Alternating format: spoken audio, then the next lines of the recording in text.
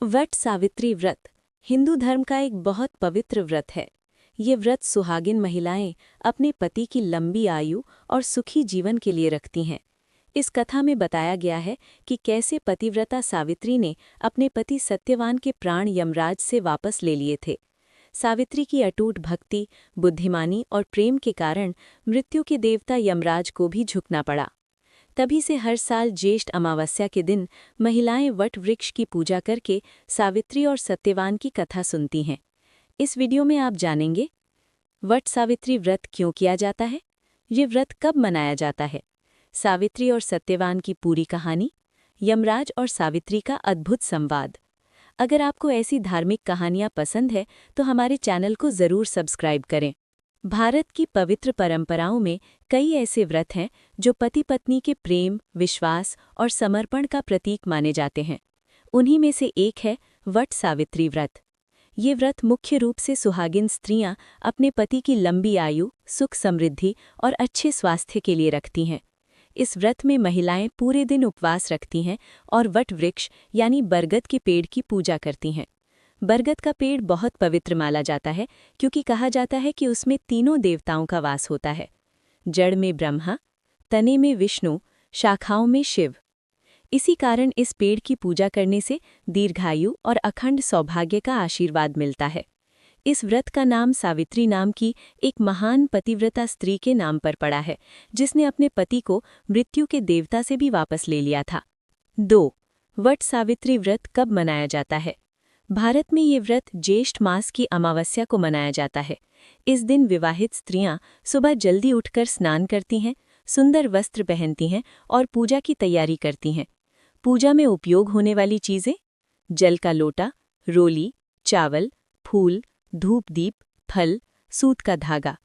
इसके बाद महिलाएं बरगद के पेड़ के चारों ओर धागा लपेटकर उसकी परिक्रमा करती हैं और सावित्री सत्यवान की कथा सुनती हैं। 3. सावित्री की जन्म कथा। बहुत समय पहले मद्र देश में एक महान राजा रहते थे। उनका नाम था राजा अश्वपति। राजा बहुत धर्मात्मा और न्यायप्रिय थे, लेकिन उन्हें एक बहुत बड़ा दुख था। उनकी कोई संतान नहीं थी।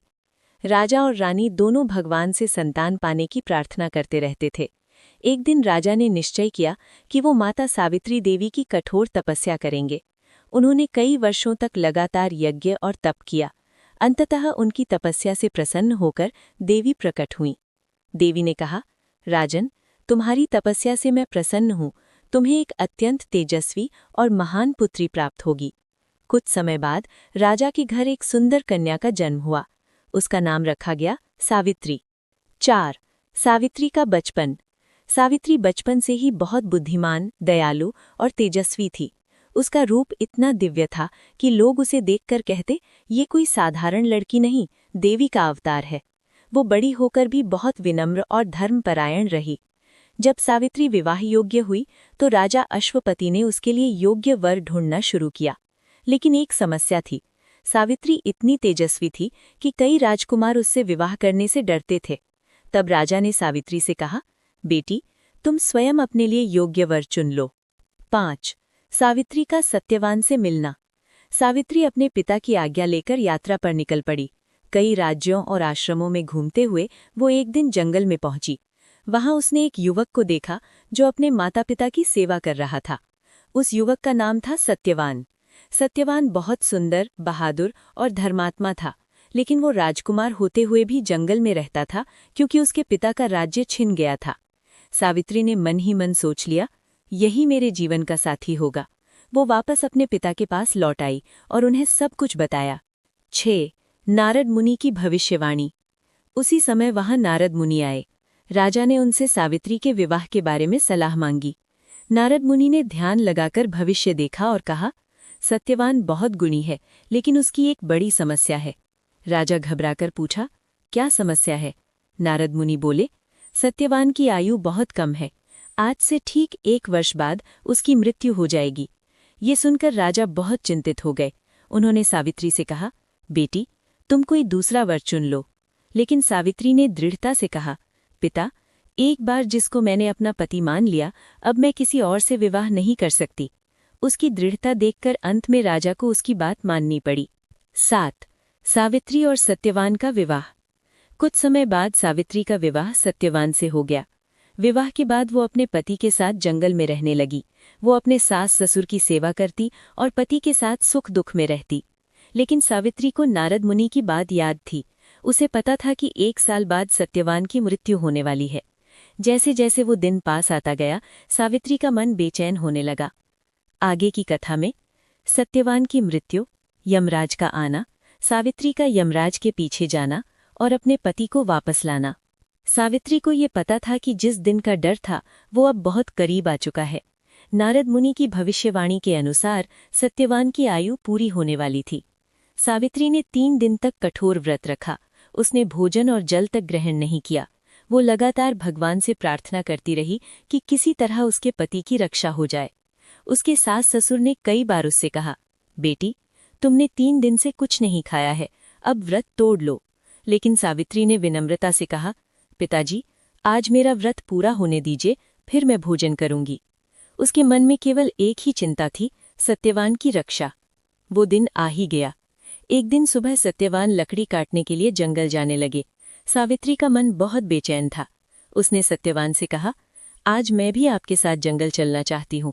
सत्यवान ने मुस्कुराकर कहा, तुम 3 दिन से व्रत कर रही हो, तुम्हें आराम करना चाहिए। लेकिन सावित्री ने आग्रह किया और अंत में सत्यवान उसे साथ ले जाने के लिए मान गए। दोनों जंगल की ओर चल पड़े। जंगल बहुत सुंदर था। चारों तरफ ऊंचे ऊंचे पेड़ थे, पक्षियों की आवाजें आ रही थीं और ठंडी हवा बह रही थी। लेकिन सावित्री का मन डर से भरा हुआ था। सत्यवान की तबीयत बिगड़ना। सत्यवान पेड़ पर चढ़कर लकड़ियां काटने लगे। कुछ देर बाद अचानक उन्हें चक्कर आने लगा। उन्होंने नीचे उतरकर सावित्री से कहा, मुझे बहुत तेज सिरदर्द हो रहा है, शायद मैं थक गया हूं। सावित्री तुरंत उन्हें अपने पास बैठा लिया। सत्यवान ने अपना सिर सावित्री की गोद में रख लिया। कुछ ही क्षणों बाद उनकी सांस धीमी होने लगी। सावित्री समझ गई कि वही समय आ गया है जिसका डर उसे लंबे समय से था। उसकी आंखों से आंसू बहने लगे, लेकिन उसने धैर्य नहीं छोड़ा। यमराज का आगमन। उसी समय अचानक वहां एक तेज प्रकाश प्रकट हुआ। उस प्रकाश से एक दिव्य पुरुष प्रकट हुए। वे थे मृत्यु के देवता यमराज। यमराज ने सत्यवान की आत्मा को अपने पाश में बांध लिया। सावित्री ये दृश्य देखकर भी डरी नहीं। यमराज ने कहा, सावित्री, अब तुम्हारे पति की आयु पूरी हो चुकी है, मैं उनकी आत्मा को लेकर जा रहा हूं। इतना कहकर यमराज आगे बढ़ने लगे। सावित्री का यमराज के पीछे जाना। सावित्री ने सत्यवान का शरीर जमीन पर रखा और यमराज के पीछे चलने लगी। कुछ दूर जाने के बाद यमराज ने मुड़कर देखा और बोले, सावित्री, अब तुम वापस जाओ, तुम्हारा यहां तक आना ही बहुत बड़ी बात है। लेकिन सावित्री ने विनम्रता से कहा, धर्मराज, जहां तक मेरे पति जाएंगे वहां तक जाना मेरा धर्म है। यमराज उसकी निष्ठा देखकर प्रभावित हुए। उन्होंने कहा, तुम बहुत पतिव्रता स्त्री हो, मैं तुमसे प्रसन्न हूं। तुम एक वरदान मांग सकती हो, लेकिन सत्यवान का जीवन नहीं।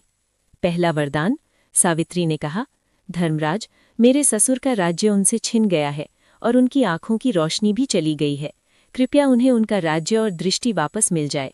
यमराज ने कहा, तथास्तु, और वे आगे बढ़ गए। लेकिन सावित्री फिर भी उनके पीछे चलती रही। दूसरा वरदान। कुछ दूर जाने के बाद यमराज फिर बोले, सावित्री, अब तुम लौट जाओ। सावित्री ने फिर विनम्रता से धर्म की बातें करनी शुरू कर दीं। उसकी बुद्धिमानी और भक्ति से यमराज और भी प्रसन्न हो गए। उन्होंने कहा, तुम एक और वरदान मांग सकती हो। सावित्री ने कहा, मेरे पिता राजा अश्वपति के कोई पुत्र नहीं है, उन्हें 100 पुत्र प्राप्त हों। यमराज ने कहा, तथास्तु। तीसरा वरदान, सबसे चतुर वरदान। सावित्री फिर भी यमराज के पीछे चलती रही। अब यमराज सच में आश्चर्यचकित हो गए। उन्होंने कहा, सावित्री, तुम्हारी भक्ति और दृढ़ता अद्भुत है, तुम एक अंतिम वरदान और मांग सकती हो। सावित्री ने बहुत चतुराई से कहा, धर्मराज, मुझे सत्यवान से 100 पुत्र प्राप्त हों। यमराज ने तुरंत कहा, तथास्तु। लेकिन अगले ही क्षण उन्हें अपनी गलती का एहसास हुआ। अगर सावित्री को सत्यवान से पुत्र होने हैं तो सत्यवान का जीवित होना जरूरी है। यमराज सत्यवान को वापस किया। यमराज सावित्री की बुद्धिमानी और पतिव्रता धर्म से बहुत प्रभावित हो गए।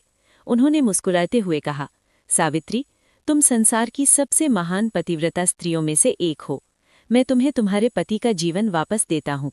इतना कहकर उन्होंने सत्यवान की आत्मा को मुक्त कर दिया। सत्यवान का पुनर्जीवन। सावित्री तुरंत जंगल में वापस आई। सत्यवान का शरीर अभी भी उसकी गोद में था। कुछ ही क्षणों में सत्यवान ने आंखें खोल दी। उन्हें ऐसा लगा जैसे वे गहरी नींद से जागे हों। सावित्री की खुशी का ठिकाना नहीं रहा। वट सावित्री व्रत की शुरुआत। जब सावित्री और सत्यवान घर लौटे तो धीरे धीरे सभी वरदान पूरे होने लगे। सत्यवान के पिता की आंखों की रोशनी वापस आ गई और उन्हें अपना राज्य भी मिल गया। राजा अश्वपति को भी पुत्र प्राप्त हुए। तब से ही सावित्री की याद में वट सावित्री व्रत मनाया जाने लगा। इस व्रत में महिलाएं बरगद के पेड़ की पूजा करती हैं और अपने पति की लंबी आयु की कामना करती हैं।